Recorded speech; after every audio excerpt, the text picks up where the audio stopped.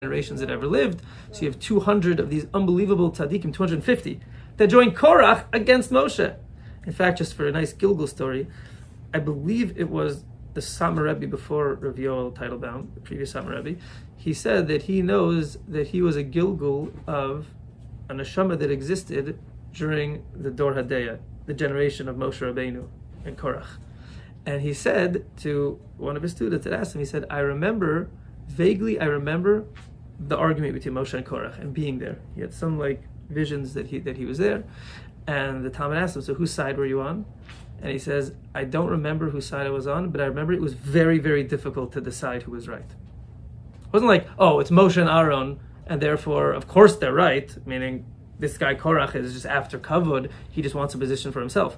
Korach made a very convincing argument that convinced 250 of the greatest tzaddikim. The majority was on the side of Korach. And these people, and these 250 people did not have ulterior motives. They weren't going to become the Kohen Gadol's. They weren't trying to steal the position.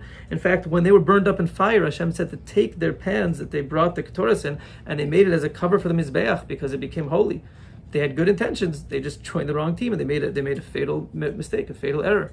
So what was their error? What was Korach trying to peddle that could convince so many of these great people to go on his team?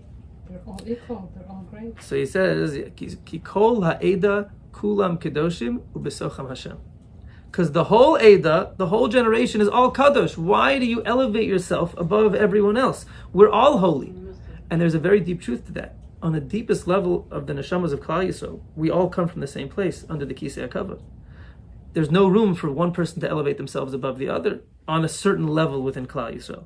But in this world, when we're not holding by that level under the kisei hakavod, and we've come all the way down into the physical world, and we become limited, and many different neshamas have been changed.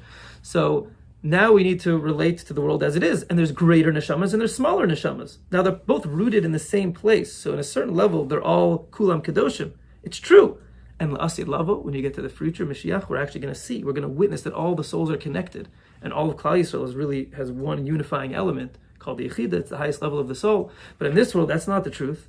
Moshe Rabbeinu is the greatest individual in the generation. That's why he elevates himself above the rest, because you need leaders. Korach was trying to peddle communism, spiritual communism. Everyone's equal.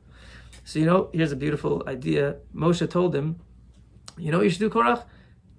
Tomorrow let's bring a korban. Take your machtos, take your fire pans, and we'll bring ketoras. So Rashi says, what are machtos? He says, it's a circular pan with a handle. So Rashi just explains what it is. So it's a weird Rashi. You don't really need to tell us what a machtos. It means fire pans, that's the definition. It means these pans that you bring korbanos on. Why do you tell us what it looked like? So have you ever tried to grab a pan without a handle? You'll burn yourself. Yeah. So what is that? If you ever take a pan, it's a circle, and all the different points are even. They're equidistant from the fire. So you'll burn yourself. That's Korach's taina, was that he wanted a pan with no handle. A handle means one person stands out above the rest. One person is what's connecting you to the flame. Moshe Rabbeinu, it's like the Tzadik. The Tzadik is like the handle that's sticking out. It's a leader. Moshe is saying, Korach, you want to take a fire pan and grab it without a handle? Go ahead and see what happens. You're going to get burnt. It's exactly what happened. Right? The 250 people burnt up. He was telling him you need a handle because you need something to connect you to that infinite light, because it's not olam haba yet. You can't go straight to the light. You're going to get burnt. It's too intense. So you need a handle, so to speak. You need a spiritual leader that's going to connect you and that's going to draw that fire down to the people and give it to them on the level that they can handle. So that's what he was warning Korach. So Korach didn't believe that. He said, Kol ha'eda kulam kedoshim. So he made a taina. He said, what if a tzitzit is all tcheles?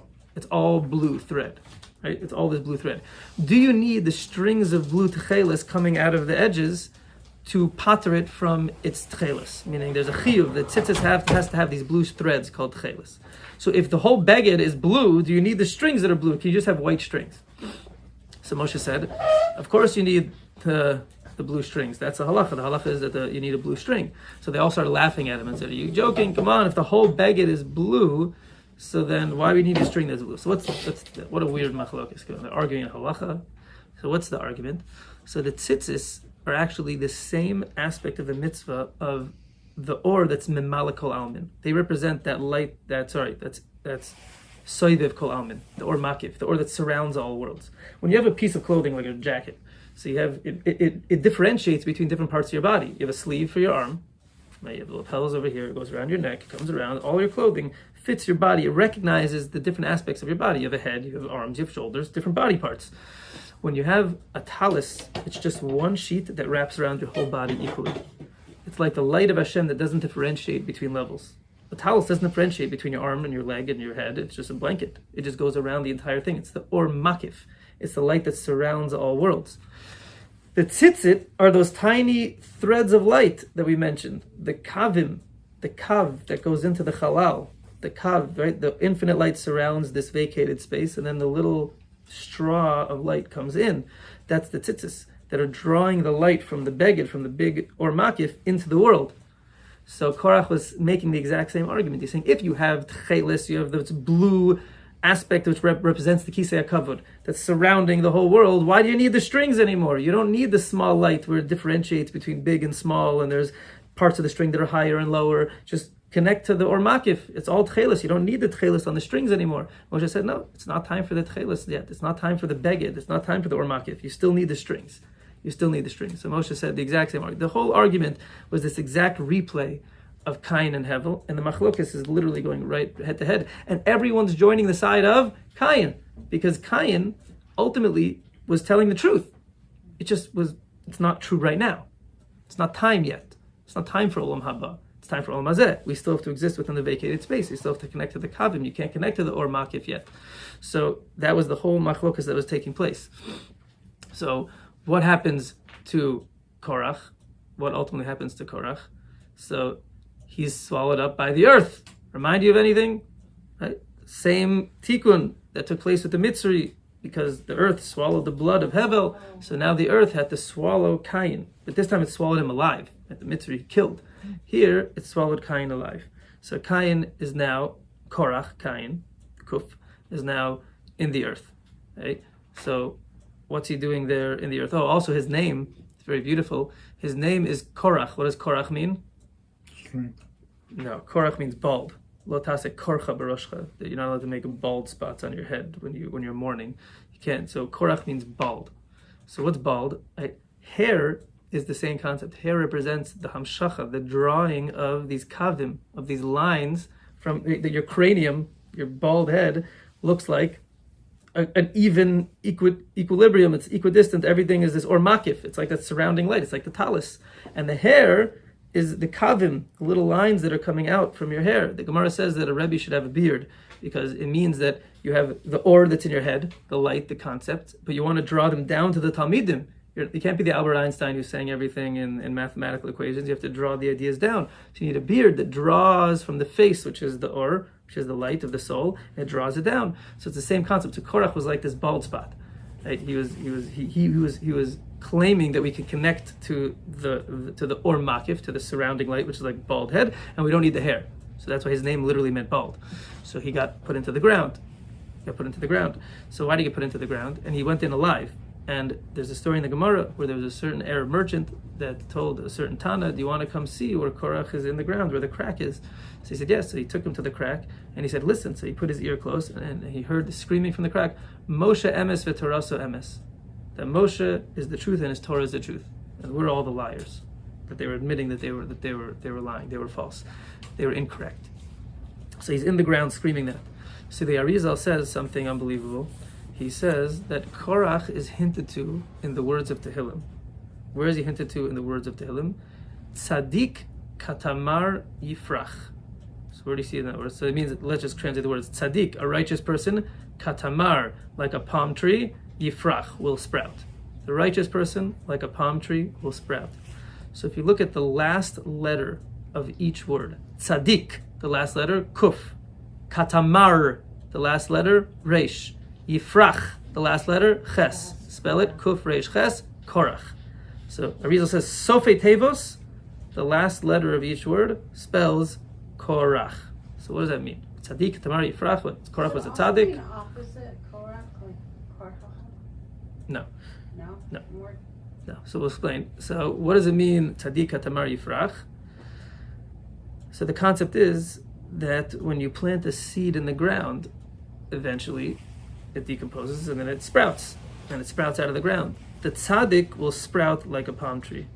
So Korach was planted in the ground like a seed in the ground, and eventually he will sprout. He will sprout. The Be'er Mayim Chaim says, he was a Chassidic Rebbe 200 years ago, he says that La'asid Lavo, in the times of Moshiach and Olam Haba, Korach will actually be the Kohen Gadol. Korach will be the Kohen. What did he want to do? He was a Levi, he wanted to become a Kohen, and he failed. La'asid Lavo, he will become a Kohen, because what he was saying was true. It just wasn't time yet. When the time comes, Korach's seed, his seed of truth, right? Every lie has to have a kernel of truth. So the kernel of truth that Korach was trying to peddle, to say that we can connect directly to that infinite light, was not untrue. It wasn't destroyed. It was planted like a seed in the ground.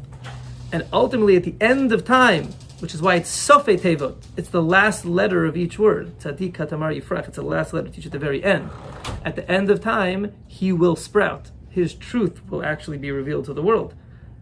The Navi says in the end of days that no longer will the great people teach the smaller people. It says, Miktanam va'ad gdolam, they will all, from the small person to the great person, they will all know the knowledge of Hashem. They'll all know the wisdom of Hashem.